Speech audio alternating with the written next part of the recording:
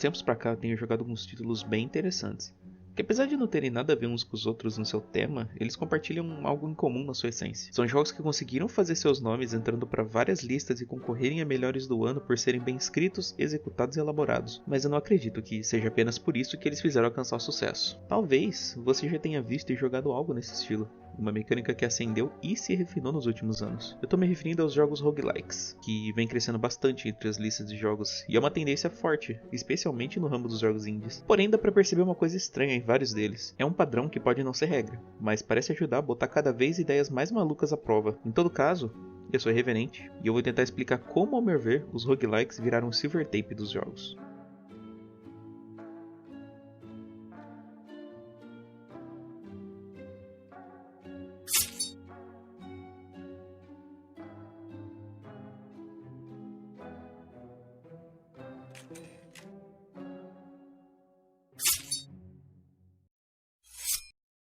Antes de qualquer coisa, eu preciso situar aqueles que não sabem sobre o que exatamente é um roguelike e as suas variações. Embora muitos já tenham uma certa noção dos elementos que um jogo desse estilo precisa ter, ainda é válido detalhar seus aspectos, pois como ele é aplicado, e em cada caso, normalmente varia. Começamos em 1983, um jogo lançado pela Artificial Intelligence Design. Ele rodava em algumas coisas que tinham na época, como o incrível console Amiga, Commodore 64, DOS e talvez algumas outras bizarrices. Nesse jogo, você é um ladino, do inglês, um rogue, que tem que se enfiar em um calabouço, melhorar seus itens e subir de nível derrotando monstros. Até aí, nada de diferente de um RPG comum. Entretanto, caso te aconteça o oposto de viver, você perde todo o seu progresso e volta do início. Esse magnífico jogo se chama Rogue.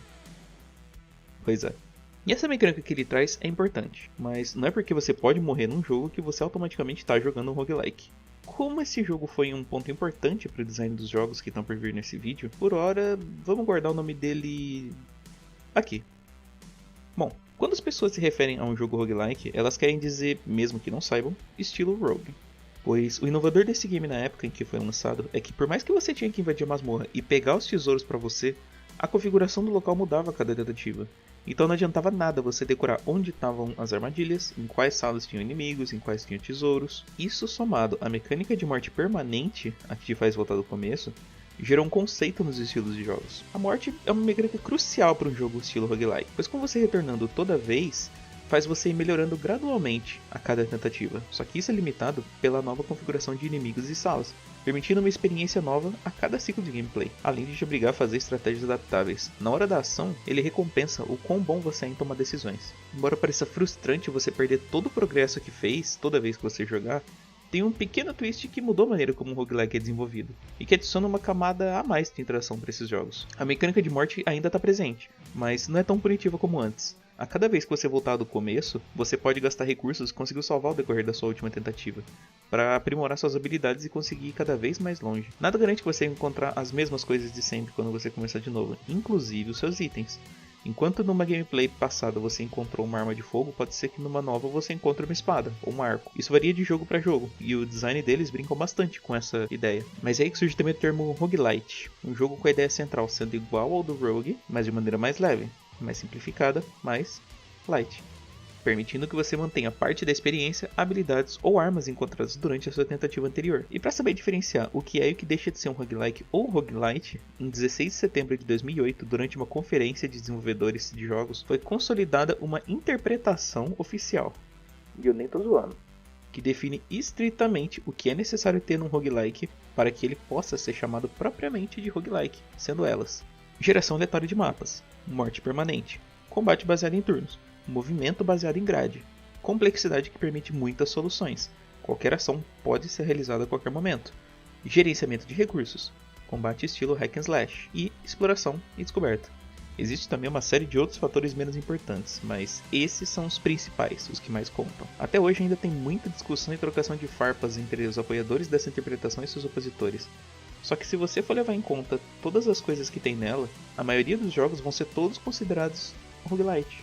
Em minha mais sincera e irrelevante opinião, isso tanto faz. Roguelike se resume a você tentar morrer, voltar, upar, tentar de novo, e fica nisso até zerar ou enjoar do jogo. Com as definições fora do caminho, agora vamos à ideia central do vídeo. Embora seja discutível o que é ou não um roguelike, todos eles compartilham uma coisa em comum: o combate e a morte. Claro que isso pode não ser regra, sempre vai ter um ponto fora da curva, lógico. Mas é bem interessante pensar como esse estilo tem ficado tão popular, especialmente entre o público dos jogos indie nos últimos anos. E como as ideias mais malucas estão sempre nas mãos dos desenvolvedores independentes, eles têm misturado coisas que parecem nem fazer sentido, usando mecânicas de roguelike como uma espécie de fita silver tape. É como tentar inventar uma mecânica de combate onde não tem espaço. Pode parecer estranho, mas dificilmente você encontraria hack and slash do lado do simulador de encontro, com cartas, turnos e ritmo musical. É quase como se pudéssemos jogar as coisas no liquidificador, adicionar umas 2 colherzinhas assim de roguelike e vai sair um copo com um jogo de mecânicas completamente opostas, mas se completam de maneira perfeitamente harmônica e diferenciada de qualquer outro jogo que já exista. Não precisam ser jogos muito grandes ou muito complicados.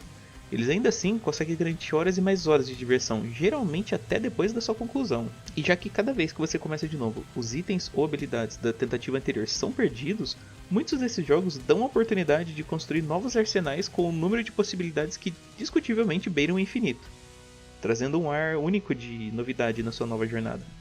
Mas quando você começa a ver jogos que misturam temáticas que não tem nada a ver mesmo uma com a outra, é aí que começam a surgir umas combinações interessantes. Por exemplo, em Hades, jogando como Zagreu, filho de Hades, você deve ir contra todas as vontades de seu pai e tentar escapar do submundo grego. A cada tentativa, o mapa e os inimigos mudam, mas você mantém parte do poder que conseguiu na sua última tentativa fracassada, liberando novas armas, habilidades e descobrindo novas formas de jogar. Falando mais da parte mecânica, nós temos exemplos de jogos com ritmo e dungeon crawl. Por exemplo, Crypt of the Necrodancer é um daqueles jogos que, olhando assim, parece muito grande coisa. Mas depois de jogar horas, que parecem apenas alguns minutos, dá pra ver a genialidade dele. A protagonista decide investigar o desaparecimento de seu pai e acaba ficando presa numa cripta infestada de monstros. Logo que ela chega lá, seu coração é roubado pelo Necrodancer. E agora, ele pulsa no ritmo das músicas da masmorra.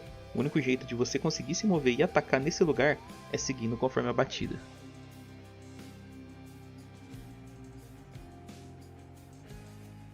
Por outro lado, se a temática muda para Valkyrias e você adiciona um tempero de metal num FPS, conseguimos algo como PPM, Bullets per Minute.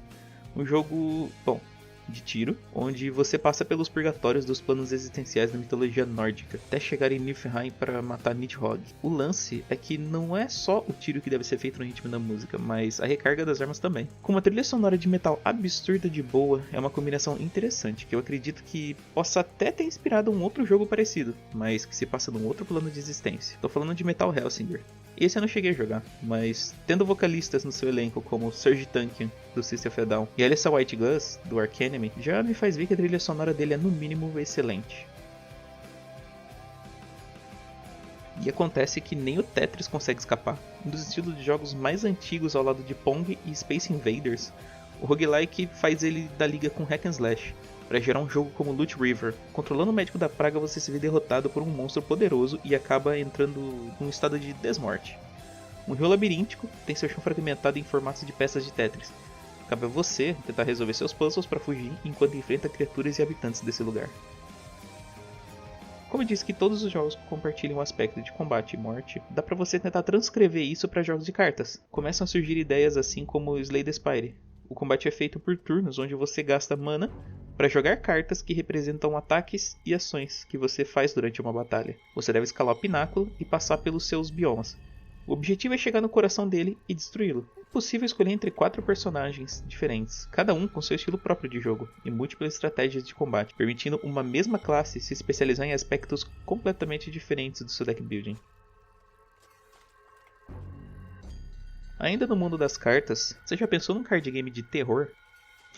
Porque Paciência e Outlast, tudo a ver, né? Eu tô falando de Inscription. Esse jogo é muitas coisas, e nenhuma delas eu conseguiria descrever de forma normal. Ele é um daqueles jogos que sabe que é um jogo, entende? Tipo Doki Doki Literature Club, One Shot, Undertale. Só que, no caso dele, ele é apenas um card game. Ou será que é só isso? Foi um dos melhores jogos que eu joguei nesses últimos anos, sem dúvida nenhuma. E parando pra pensar nisso de card games, dá até pra adicionar RNG neles. Imagine que suas cartas têm 6 lados cada, e cada compra que você faz elas estão com um lado virado para cima. Em Dice Dungeons, você concorre como um dos vários participantes num show de televisão contra ninguém menos do que a própria sorte personificada. Tudo nesse lugar são dados, apostas e aleatoriedade. Cada participante tem um jeito diferente de jogar, e você deve montar a estratégia mais consistente e adaptativa possível, fazendo ela ser benéfica independente dos números que você tira. Afinal, você não pode depender da sorte, ela está estritamente contra você. Tirar um número alto não significa que é um resultado propriamente bom para você. Assim como tirar um número baixo, pode não ser um resultado ruim. Os seus inimigos estão sujeitos à mesma mecânica de dados. Blasphemous, Hollow Knight, Castlevania, Momodora, Reverie Under the Moonlight e Bloodstained. Todos eles são Metroidvanias. Eu particularmente acho esse um estilo de jogo meio parado. Um tanto lento. Não adianta você falar que em dado momento você tem que agir rápido, como na luta dos Mantis Lords do Hollow Knight, a luta contra seu Doppelganger do Castlevania, sendo que em todo o resto é você caminhando por aí, pulando de plataforma em plataforma, eventualmente atacando alguns inimigos de sala em sala e sentando em um banquinho. Cada um com seu estilo. Parece ser um padrão, ao meu ver, que os Metroidvanias sejam muito bonitos. O compasso da gameplay, na verdade, me permite contemplar mais a arte deles, perceber cenários elaborados, paralax bem feitos, detalhes minuciosos. Só que se colocarmos um pouco de pressa nessa gameplay, um toque de speedrun, é aqui que o Dead Cells brilha. Um jogo bonito igual aos outros Metroidvanias, claro, mas com um ritmo de ação que te desafia a atingir limites cada vez mais longínquos, fazendo o impossível ficar cada vez mais palpável a cada nova tentativa, fazendo correr contra o tempo para alcançar melhores recompensas, sempre surtando em adrenalina. Ele eventualmente coloca portas que você precisa chegar nelas antes de um certo tempo para liberar seus conteúdos. Para quem prefere uma temática mais futurista, por assim dizer, temos Risk of Rain, que é no mesmo estilo. Ele é um jogo de plataforma, você cai em um planeta desconhecido, onde uma nave está mandando um sinal de socorro. Você explora esse planeta e encontra formas de vida hostis. Você deve sobreviver aos ataques delas até encontrar essa nave. Há alguns anos atrás teve uma sequência também, dessa vez em terceira pessoa. O interessante desse jogo é que a sua dificuldade escala conforme o tempo que você está vivo numa partida, indo de bem fácil até isso daí, trazendo gráficos 3D e em terceira pessoa. No caso, Risk of Rain 2 tem um multiplayer, você pode jogar até com 4 amigos, seguindo o mesmo padrão de história.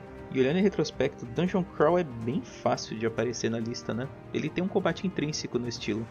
Agora, simulador de lojinha, isso é outra história. Em Moonlighter, você tem que explorar calabouços misteriosos durante a noite, enquanto vende espólios que encontra lá, durante o dia na sua lojinha, para pagar as dívidas de seu pai. O sonho do protagonista é conseguir entrar no 5º calabouço. Eles possuem cada um a sua própria temática, com o seu próprio conjunto de itens diferenciados. Você deve fazer a cidade prosperar junto com a loja.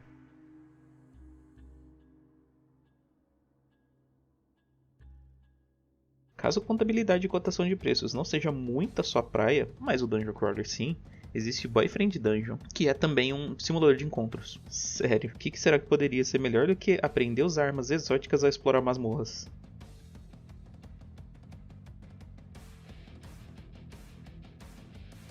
Lógico que sair com elas no encontro, né? Apesar do combate, ele é um jogo excelente para quando você quer relaxar. Como assim? Não entendi. E ele é muito mais do que ele aparenta ser, abordando temas pertinentes e complexos, de uma forma única. Por fim, para os nerds amantes de xadrez, também existe o roguelike que eles completam. Com estratégia em tempo real, xadrez sendo um tipo de combate, basta botarmos uma 12 na mão do rei e deixar ele resolver as coisas do jeito dele. Sozinho contra um exército inimigo, você deve calcular um ângulo seguro contra o checkmate rival para mandar bala por todo o tabuleiro. É assim que Shotgun King se apresenta.